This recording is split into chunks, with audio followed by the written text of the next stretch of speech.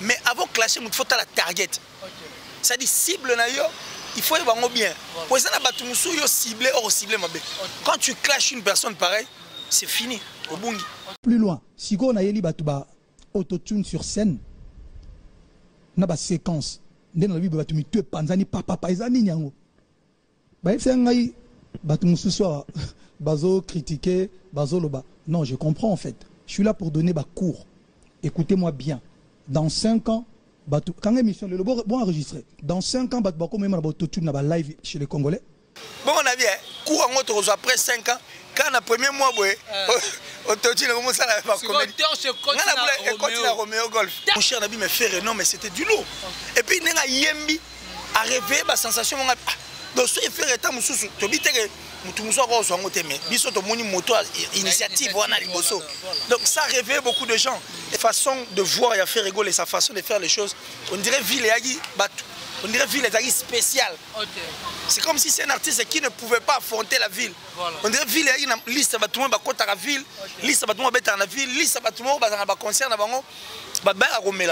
mais il nous a prouvé le contraire. Parce qu'il s'est réveillé et il a compris qu'il doit être le game. Soroche, Torocha. Voilà. Oh, Kuna. Orgame là il était. Mais tu as une autotune, bâtiment autotune à défaut. Autotune, comme autotune, on a dans mon dirait. Et ça, nous avons dit la coupe nègre et tika oloma. Tu l'aimes ma autotune.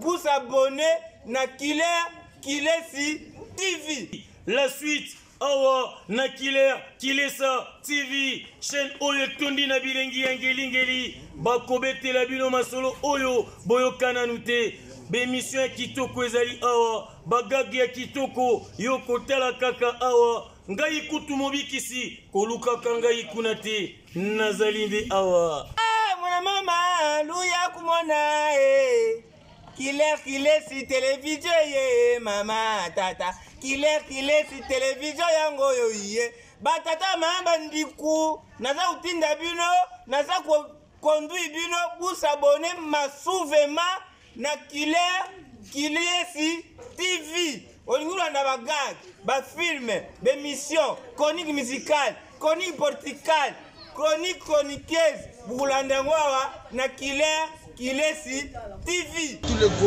Gauloises gladiateurs, abonnez-vous massivement à Killer sa TV. Restez branchés à Ouezabasanga Papa Hervé, à Ouezabasanga Batou avec sincérité. S'abonner massivement à Killer sa TV. Voilà, vous suivez partout dans le monde entier votre chaîne que vous aimez beaucoup, Congo Température TV. Nous avons vraiment un mingi à kokutana na bino surtout na RO Bogolanda biso. En tout cas, merci na le Dieu tout-puissant Nzambalo la ndenga lingaka biso Nzambe ya papa nanga shiro kinwane ona belela katangu nyonso na ndenga za kosala toujours en bonne santé. Là directement mon héritier Ibula. Je dis merci beaucoup na bandeko nyonso balingaka bo solo na miziki avec votre humble serviteur héritier Ibula Mouyaka na bango nyonso. Après job poster ezalaka nde Richard Mwini bakoko aux États-Unis mon vieux Richard Mwini toujours patience na Rosela. Merci beaucoup à Blaise les padres depuis les États-Unis, pourquoi pas mon vieux Voski depuis les États-Unis, Pascal Mora Banona, il y a Ginette Toussevo, pourquoi pas à Charlie Ndomba Simbemba. Charlie Ndomba Simbemba, je te salue. Merci beaucoup à acteur Rigan Samper, homme vrai.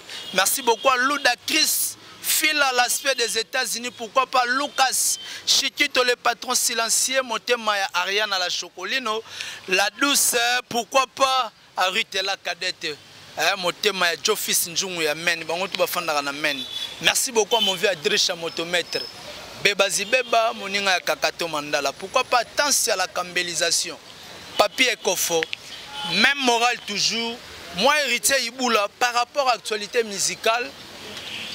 Je reçois pour vous Killer si parce que week-end est inaki na ba concert batumso alobaki au fara.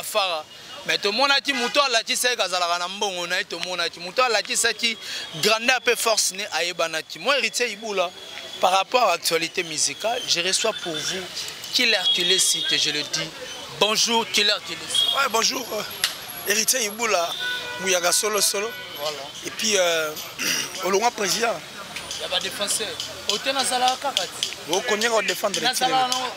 Défendre style c'est bon.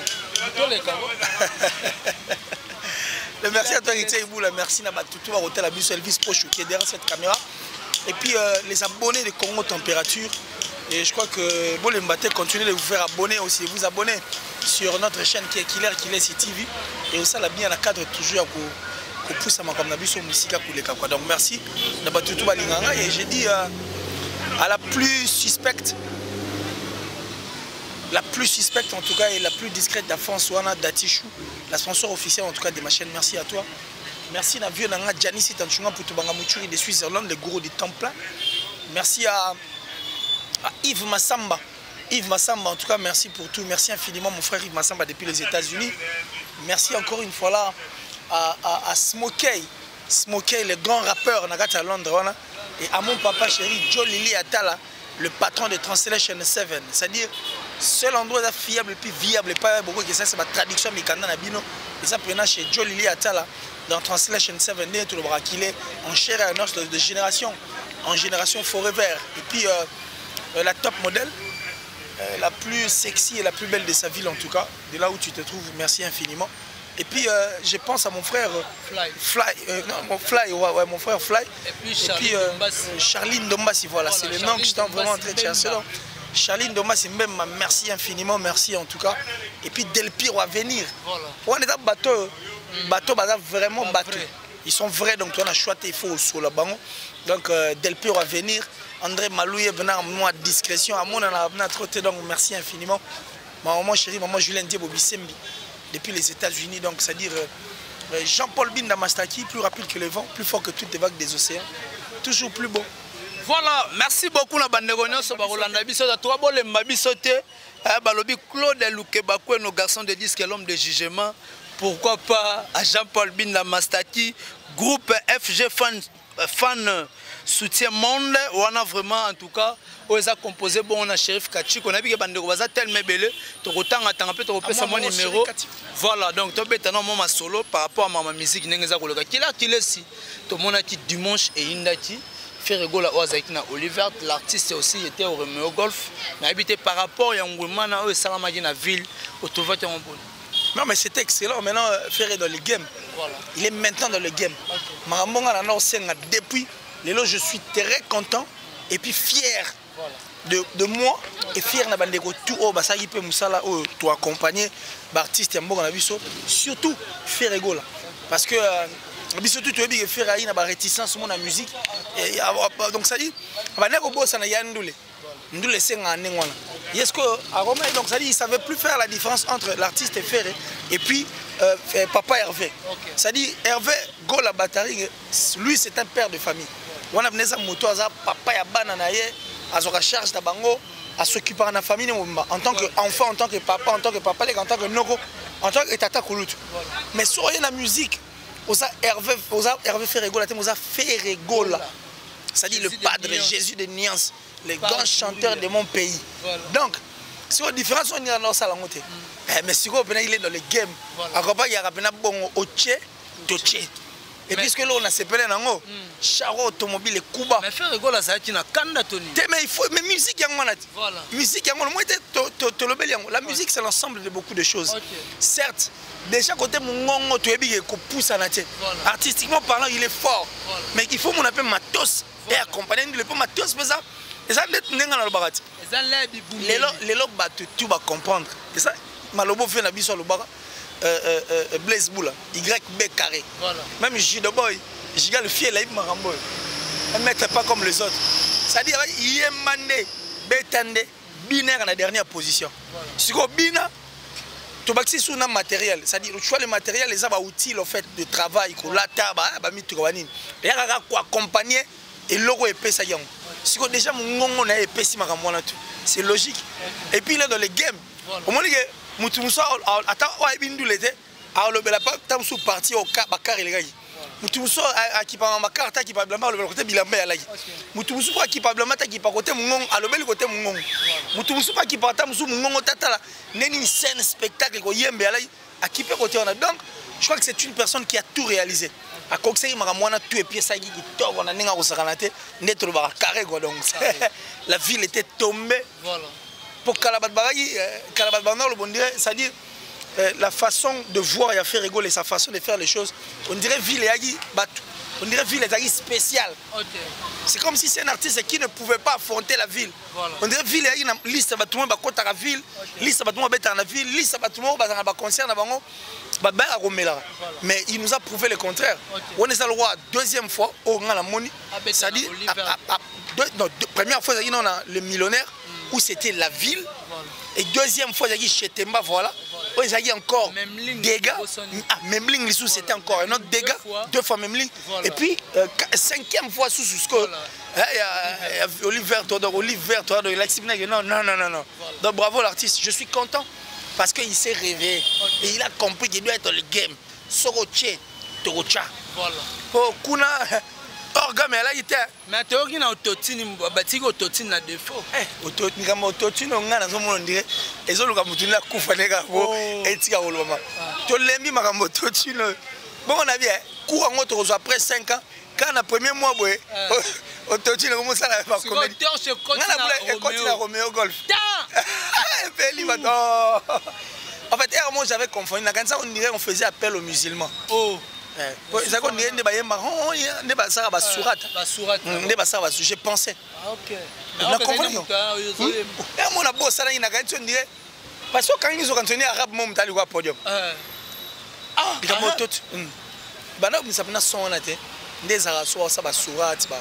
Voilà, merci beaucoup à tous les bandeko bakolanda biso. Babi faire gola zaki na kanda koyemba toni. Mais déjà depuis la nuit de terre, la kanda oyemba. Demain, il y a dimanche, on a Olivier. Mais moi, je l'avais dit. Je suis fier, moi. Voilà. Et toi aussi, tu dois vraiment t'insérer sur la liste. Disons que tu dois aussi être fier de toi. Voilà. Parce que Ferré a compris. Voilà. Après Makelele touché, il a compris qu'il a une seule arme. Voilà. Arme naïe à ma casse de défendre partout. C'est la voix. Et je tiens d'ailleurs à le féliciter. Parce que l'initiative, on a. Il y a Oma Koussi, oui, ils ont continué. Mais pas plus tard, aujourd'hui, vers 3 h du matin, voilà. J'étais sur internet, on a recherche, on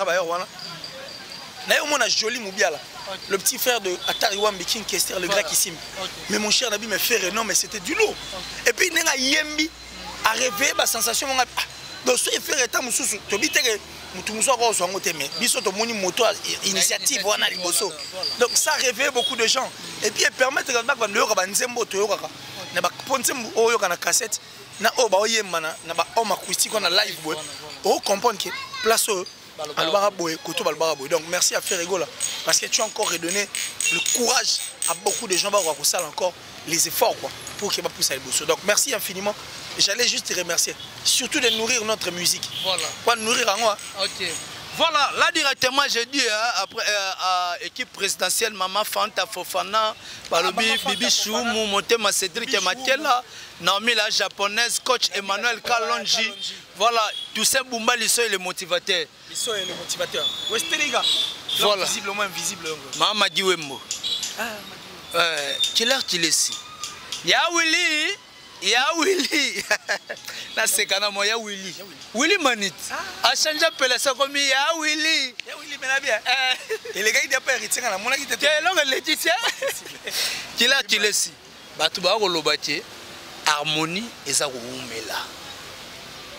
Babi harmonie parce que Ferrigola a promis qui biso dans mois de février. Et pousser, mais jusqu'aujourd'hui, tu as un mois de mai, tu as fini ton mois de juin, babi harmonie na dynastie, ça prend du temps. Non mais justement, ils ont le malam et puis à Malonga, il faut parce que là on peut pas sortir le roi. Batu musunde ba sali batu ba bimisi aujourd'hui. On est où? Voilà. Il y a rien de spécial. Rien de spécial. Voilà, merci beaucoup ton compte à Sigona Mama Likamo. Kilesi. Robino Mundibu. Azana perte de vitesse. On rappelle ngai. Ou bien on a rappelé. Ah, Robino Mundibu. Goûter. Ah, Robino. Non mais écoute, il y a niveau on est à Chanan avec un soutien. Autobois sur le romo. Moi je les conseille. Ça c'est vraiment une perte de vitesse. J'ai même suivi l'une de ces émissions. N'a bien conseillé. Tous ces méchants là qui viennent le chercher va tourner ba émission pour qu'il va continuer à inciter il y a clasher à Batou. Il faut éviter parce que ça manque de biloko et ça ligue lelo ça la pratiquement pas. Pour quand toi tu traites un artiste, un musicien, un fumeur de chanvre, mon souvent c'est qu'il y en a plein va fumer à chanvre et les chanvres accompagnent même ta politique, ta médecin sous pour opérer il faut. Quand au sein de ton orchestre aussi, il y a des gens au Bassalango. Nous, on n'encourage pas le chanvre. Mais nous te demandons de ne pas faire comme ça et puis de ne pas suivre Maran Batbaotindo Sala. Pour y avoir des raisons au Lelo Batbaobo Sanayo. Parce que tu étais venu à la télé, tu as dit leader à Sala 1 million de vues à Kangamanga Nae. Par contre, le Boaké Logo, on commande même pas 1 million. Si vous avez poussé au père à ce que Kangamanga Nae. Vous comprenez? Tout ça pourquoi? Parce qu'il y avait des gens derrière lui qui lui ont incité, poussé à ce que qu'on clasher. Et c'est le même problème où il continue. Or c'est un danger. Moi je les conseillerais à Tikana Roboa Raba générique. À Lukana Tour Asana Ata de Rumba Mob. Asana de musique moi Vanana. À revoir on a Asana musique moi Vanana. À Changon sur les marchés puis à continuer à passer un coup de pouce tout le monde on aime. Parce qu'on ne veut pas qu'un artiste est pareil, à se perdre musicalement parlant. On a encore besoin de le voir. On a encore besoin de lui. Et aussi, il faut comprendre que la musique, bah clash les Arabiens. Mais avant de clasher, il faut la target. C'est-à-dire cible il faut y avoir bien. Pour ça, il faut cibler ou cibler. Quand tu clashes une personne pareille, c'est fini. Au bungi. Avant de clasher, il faut la moutonner, il faut clasher. Et puis, quand on clash, pour que et rapporter ce qui est tout à fait normal dans la musique parce que ça rend peu partout dans le monde entier. Les musiciens peuvent faire un clash, mais clash est dépendant de la mouton ciblé. Quand tu ne cibles pas la bonne personne, vous comprenez? Donc, si c'est pour des émissions, tourne carrément des émissions simples. Évite à ce que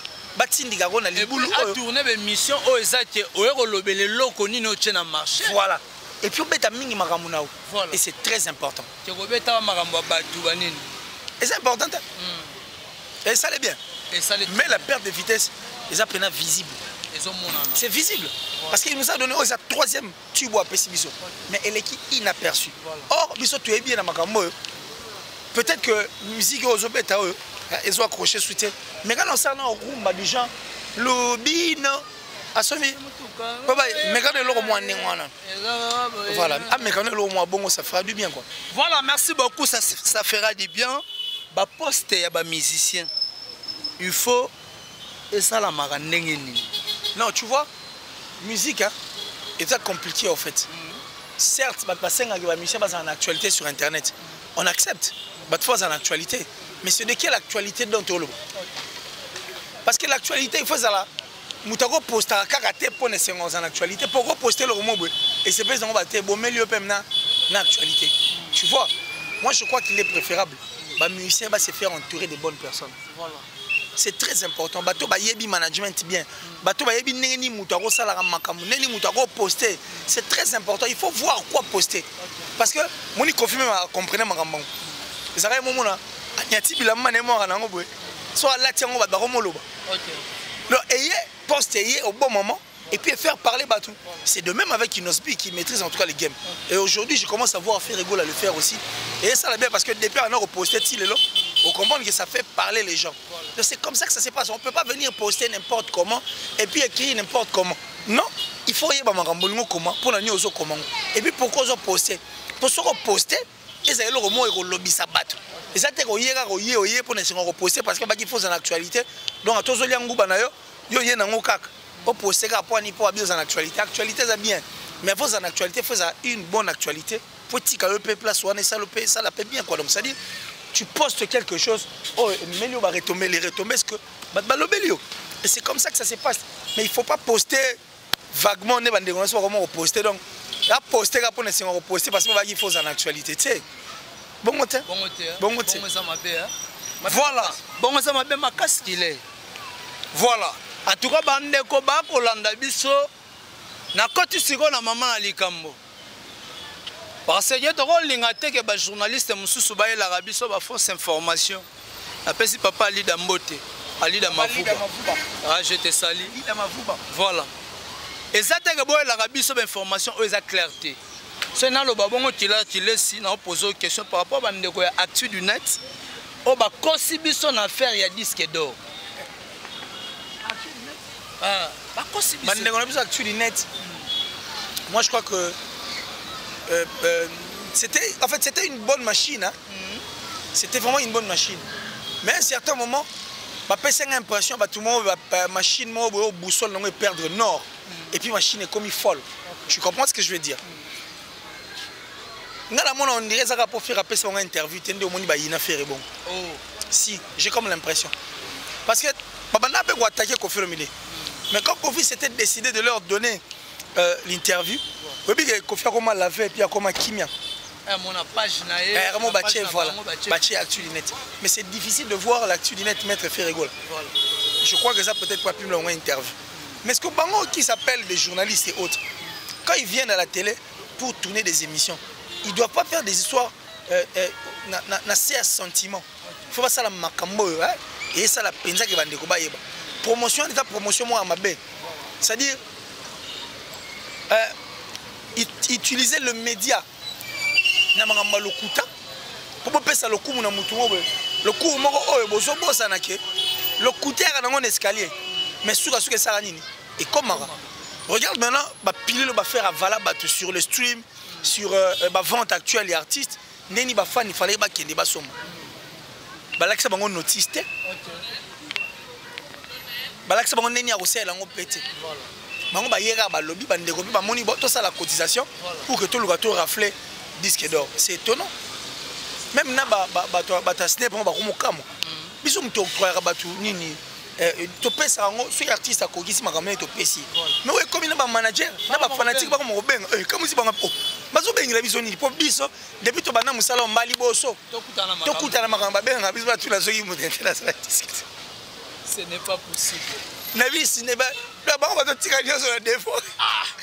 Autotune na défaut, disque d'or na défaut. Batiki na snap na défaut. Na snap na défaut. Oh, snap pas donc comme moi. Mais ça peut mboka. Mais est-ce qui te côté?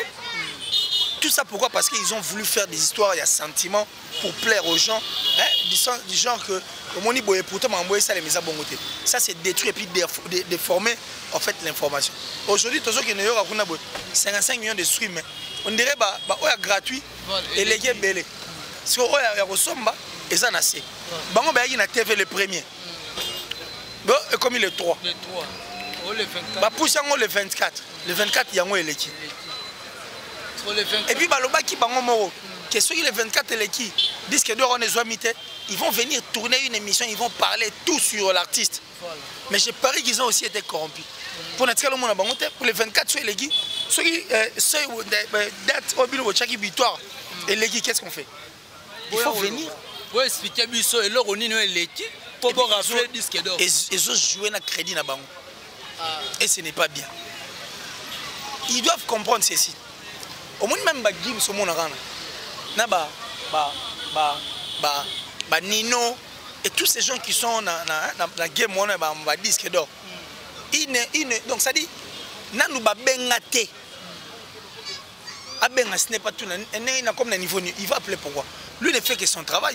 Et puis ce ne sont pas des prétentieux. C'est quand on fait la musique des prétentieux qui va tomber dans la piège. C'est-à-dire quelqu'un qui vient qui vous dit dans 2 semaines, dans 1 mois, on va tant qu'on dit 5 ans après, il n'y a rien. Et eux viennent aussi accompagner cela. Mais Nino, il ne passe jamais à la télé pour dire que non, ça ceux qui disent que l'heure est bimi à Zui. Merci. Ceux qui bimi ça va, il avance, calmement. Tu comprends ce que je veux dire? Donc moi, je crois qu'ils doivent arrêter avec ça et ce n'est pas bien. C'est comme le 24 l'équipe. Nous tous ne sommes pas contre, on veut bien. Disque d'heure, on a soit aux tôt ou tard. Ça va, ce n'est pas un problème. Voilà. Mais qu'ils arrêtent de faire des histoires pareilles. Parce que détruire presse, parce que détruire un artiste et musicien à Bisso. C'est comme Barolobani. Qu'est-ce qu'ils vont dire? Tu comprends ce que je veux dire? Voilà quoi, l'actu net. Mais est-ce que tu l'as laissé Bazalo Kouta? Est-ce que bah propos au bandego baloba en internet ba journaliste musu auto benga ba journaliste perroquet o baza ba vertuité koya na ba message ba fausse information. Est-ce que l'artiste lui-même aza content na yango ou bien comment? Non mais certainement il doit être content.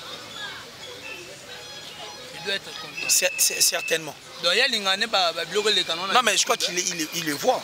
Pour mutamo na rata lo baratin. Neni niyo otala rata lo baratin mais oui que balobé mamboto une place telle tout balbayi.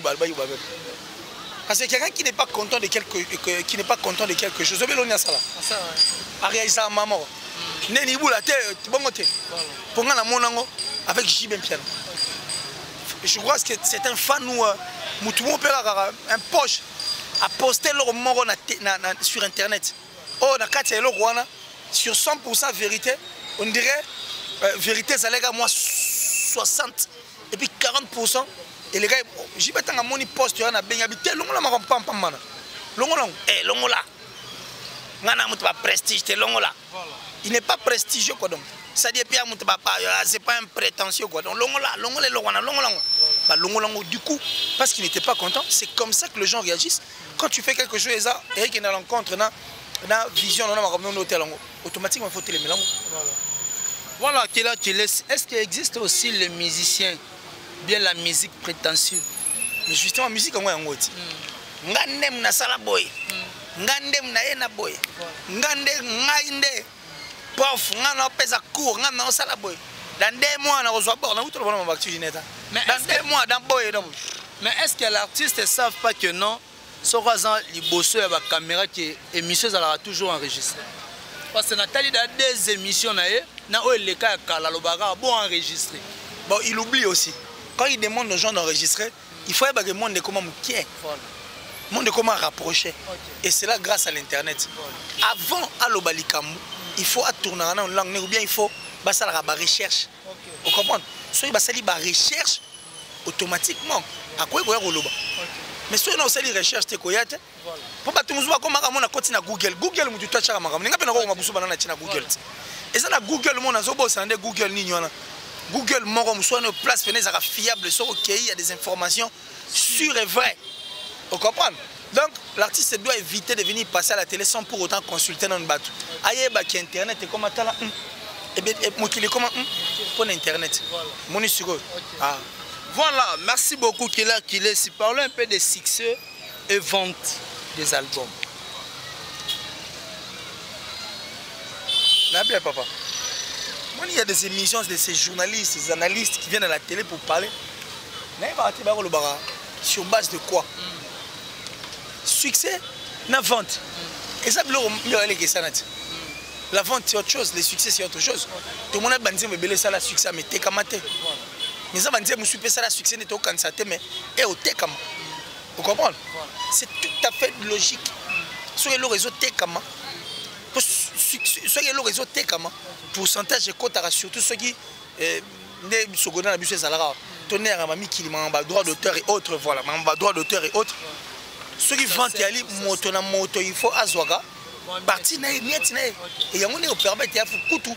Et ça, on peut nous permettre à l'artiste et musicien de vivre.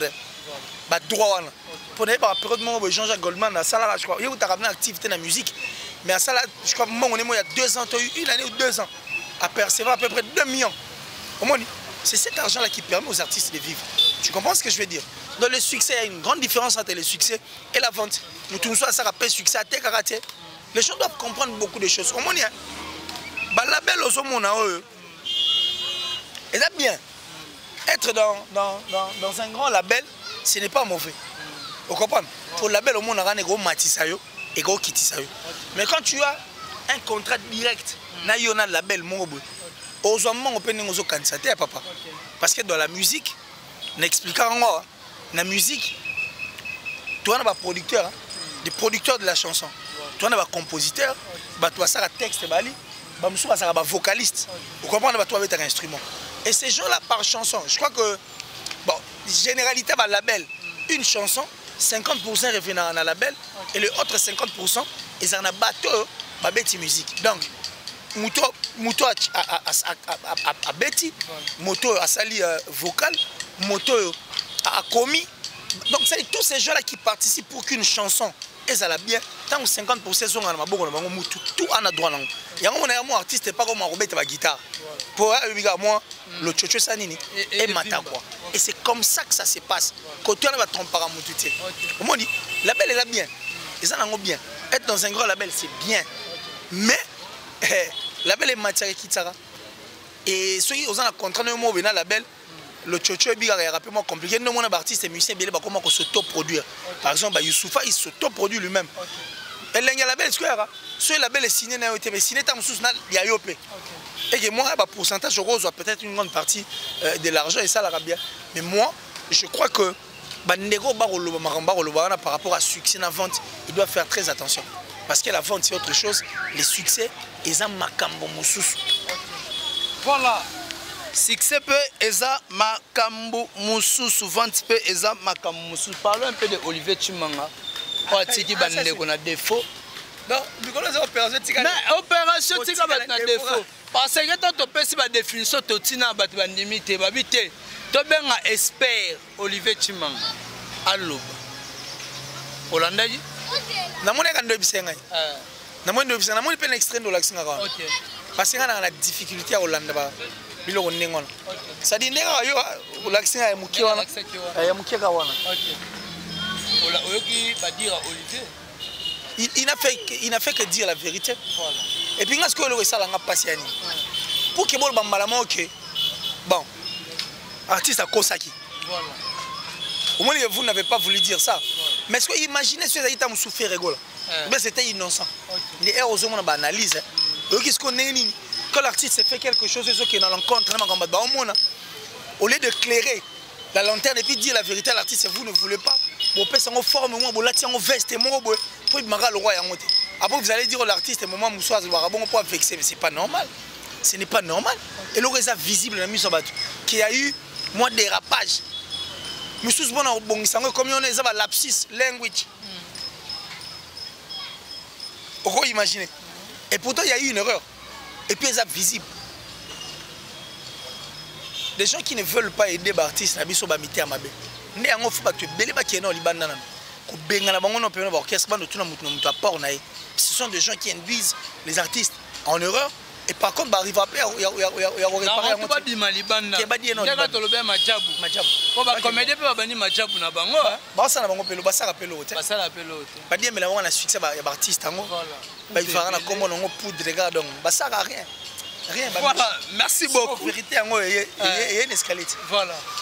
Vérité une escalade. Et comme it. Et comme. Si on bah il ça va tuer. Ça y est le kuta. OK. Mutaro le bâti. Bah robanga. Bah robanga. Robanga à la fin du mois on voit rien. Et bah na fin du mois on raté salaire na biloba loba. Qu'il est si. Tout le monde a Kinshasa ningana ti que Innocence Sibia a été recherché. Na habité à des recherches à Innocence Innocence Sibia qui n'a qu'à se répondre dans la parquet matete na habité rolobani sur. S'il était là lui-même. Innocence c'est un homme sincère.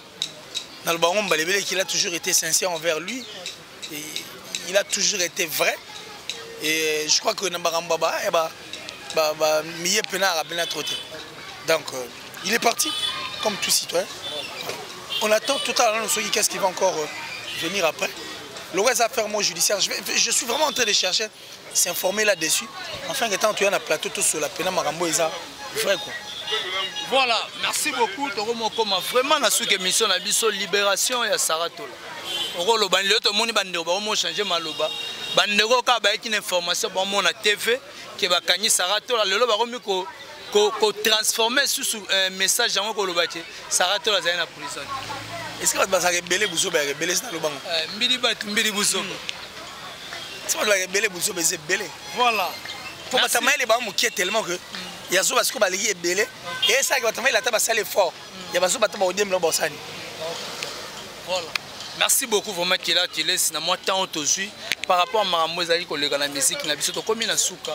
Ba remerciement na par rapport na bandeko balani. En tout cas Datichou, la plus suspecte, la plus discrète, la sponsor officielle de cette grande chaîne. Merci infiniment. Merci à mon papa chéri Joe Lili Atala, en chair et annonce de génération en génération. Joe Lili Atala, le patron de Translation 7. Bandeko tour ba olinga basala ba traduction mikanda na bango. Na Angleterre mo mana. place Yara Mongo Translation 7. Et ce qui est fiable, le plus viable. Merci à Janice Tanchunga pour Tubanga Mouchuri de Switzerland, le gourou du temple. Merci à Yannick Kayenga, la monnaie invisible, l'homme extraordinaire Yannick Kayenga, à la précision de la montre suisse. Merci à Del Piero. À venir André Malou, merci infiniment. Et puis, Jean-Paul Bindamastaki, plus rapide que le vent, plus fort que toutes les vagues des océans, toujours plus beau Jean-Paul Bindamastaki, merci à toi. Merci à Yves Massamba, depuis les États-Unis, Yves Massamba en tout cas, merci. Et puis Smokey, le grand rappeur, en Angleterre, on a pour Kalami, album, mais puis tout le monde sur Yango, as un mauvais artiste, c'est la fierté et puis le du Congo, à niveau en Angleterre, mais imaginez quand même en Alingal, en Angleterre, on a 4 toujours à vendre image et puis langue, na bisolong. Merci infiniment à toi. Smokey, le grand rappeur en Angleterre, la top modèle, la plus sexy, la plus belle de sa ville et de son pays. Merci à toi. Ma maman chérie, maman Julien Diebo Bissem, et puis on a besoin de Charlie Massamba. Charlie Massamba, Memba. Non, Charline Dombassi. Charline Dombassi, ouais, Charline Dombassi. Memba, en tout cas, Charline Dombassi. Merci infiniment. Merci à tout le monde qui est ici. Et puis, venez à Bisso à Drisha Motomètre. Beba Zibeba, qui a fait ma monango. Il y a un bon moment à j'allais signaler un monsieur là en Angleterre, on a osé menacer. Ton numéro là, il faut exposer. Moi, je ne m'intimide pas facilement. Il y a un numéro bon il y a un peu ça au tchang. Et puis, je l'avais vraiment expliqué. Et na moni kayo kakate. Alors, il faut comprendre en aussi. Donc, comprendre en à l'aide de ton numéro, les gens vont comprendre. Et puis, naibige, mambo lugano aussi ça pété. En plus, nous sommes vrais. Nous n'avions jamais été contre personne, contre qui que ce soit. Et puis, tu n'auras jamais tout le monde. Tout il faut bazala. Mais tu as la clarité. Et puis, tout ça, pour le bonheur de la culture de la biso. Si on change de nationalité, c'est que c'est plein d'artistes en Angleterre, on va faire la fierté de la biso. Biso, ce qu'on a RD, c'est qu'on compte à la biso. Et puis, nous sommes responsables de la compréhension. Nous, quand on vient dans nos émissions, si on estime que tu as zoba, hôtel à la biso. Pas de l'examen dans l'hôtel à la biso. Moi, les personnes considèrent que Zoba et puis tout, on a calculé, c'est question d'éviter le pire. Vous comprenez? Donc, on accepte, mais voilà. Le plus 743, Westriga, le plus 743, 89 526 54 54, plus 743 89 526 54 54. Donc, c'est au Bengi. Voilà, merci beaucoup à Jidaboy, à Jugal Fiel, pourquoi pas Kams Massian, il est séminariste. Merci beaucoup vraiment à Bandego Noso Balandi Biso. Bandego tout bana posa bakota na groupe FG Fan Soutien Monde. Poeza composé bongo na Shérif Kachiko, Jean-Paul Bindamastaki, Mami Ekenge, Senga la Césarine la Gauloise, Niage Merlin Foursi Kabessa, Alain Manzenza, Gizimo Semwamba.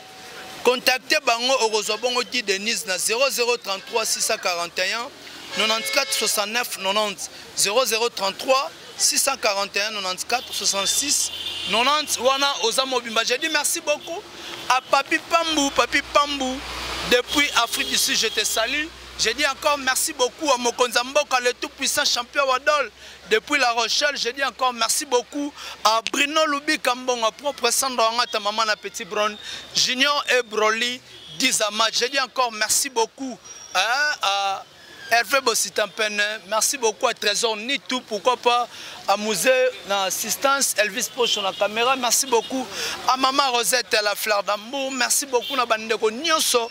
Obalingaka héritier Iboula Jonathan Kwenda depuis Atlanta, je te salue. Arnaud Bilo, malgré Obosanangai, Arnaud Bilo, je te salue toujours. On est toujours ensemble. Merci beaucoup à Jackson Mayele. Jackson Mayele, je te salue. Merci na bandeko nyonso balingaka héritier Iboula.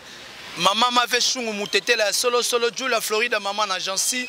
Na bandeko to balingaka héritier Iboula. Ndena lobaka souvent. Merci beaucoup à Dali Iboula maman Mokonzi. Maman na Daniel et d'Alex. Ndena lobaka souvent to monani soki Nzambe azongi na te play.